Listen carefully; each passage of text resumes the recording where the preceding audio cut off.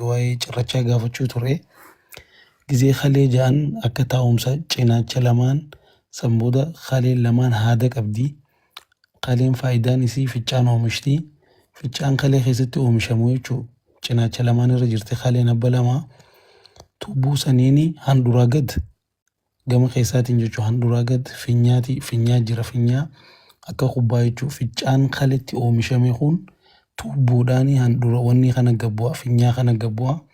Finyaa kana keessa walii qabamee ficcaan gizee finyaan kun guutamee ficcaanis si qabee jechuudha. Ficcaanin na qabeetee gizee har'a sagaraachi deemtu finyaa sanii guutame kaleen ficcaan oomishtee jechuudha. San booda dheexee ficcaan ta'a jechuudha. Kana wanni durarraa akkana jeesii isin himeef mallattoon isaa maali?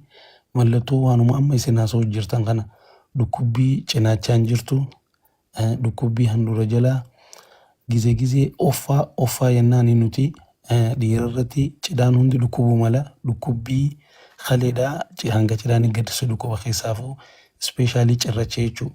Cirracha gizee kalee keessa jiru cinaachaas dhukkuba. Gizee kaleerraa kara tuubboo kara finyaa gaddeemtu jiraame ficcaan kun gizee kalee keessatti oomishame tuubboodhaan kara finyaa kana gabbu'a. Tuubboo qalloo yuureetar jaaniin tuubboo tana keessa yoo cirrachi jiraate kaleerraa gassiqee yoo achi keessa gasseene dhukkubbiin duraan cinaachisi dhukkubu ture san dhukkubbiin karaa cidhaanii yoo dhalaa taates karaa meeshaa gama qaama saalatti achi deemti. Gassiqaa deemti jechuudha. Lakkuma cirrachi bahuudhaaf gubbarraa gaddeemutti dhukkubbiin cinaacharraa karaa wannidhaa sanboota handura jalaa dhukkuba sanboota akkasii baati jechuudha. Saniif tuubboo san keessa gizee seenee jiru cirrachi dhukkubbiin dhiira yoo ta'e offaa lamaan tutti kaleenis gizee dhukkubbiin isii gama hudduu duuba deemti jechuudha. Saniifuu gizee gadiis ni buute karaa miilaa tafa kana gama keessaatiin kun sababaa narviin hiddi karaa kalee deemuu fi hiddi karaa miila gad deemu warra hudduu duuba bakka takkaa waan kaaniif jecha tokko gizee madawe gizee tokko lole kaanii wal cinaa waan jiru kaanis waan loluuf dhukkubbiin gamas deemti bootaa isan ta'in. Wannummaan infekshina kalee kunuu ka gubbaatii fi ka jalaa jedhanii jira. Gizee kaleen infekshina qabduu fi jala kana gizee infekshinii bakka finyaa gizee tahee jechuudha.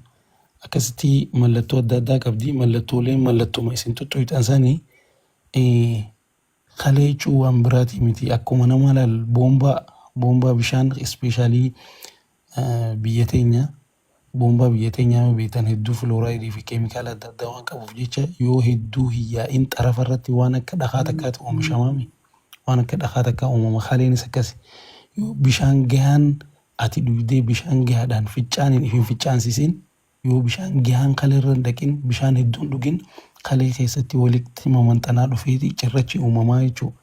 Saniifuu kalee wanni isin barbaaddu hooma lama takkaffaa bishaan hedduu dhugu jechuun hedduu ficcaanta. Saniifuu wanni achi waliin mamanxanee cirracha uumuun jiru takka lammaffaa baakteeriyaan achitti waliin horuu jechuudha. Baakteeriyaan kan wal horu yoo ficcaan hin ficcaanne fi qabdee yoo sababa cirracha amma fakkeenyaaf cirrachi gizee jiru infekshiniin jira maaliif cirrachi gizee taa'u ficcaan gubbatti oomishame gaddabruu waan hin dandeenyeef jecha karaan itti cufamee jiru jecha ficcaan gizee xiqqoo achi keessa ture baakteeriyaan keessatti wal horaa jechuudha.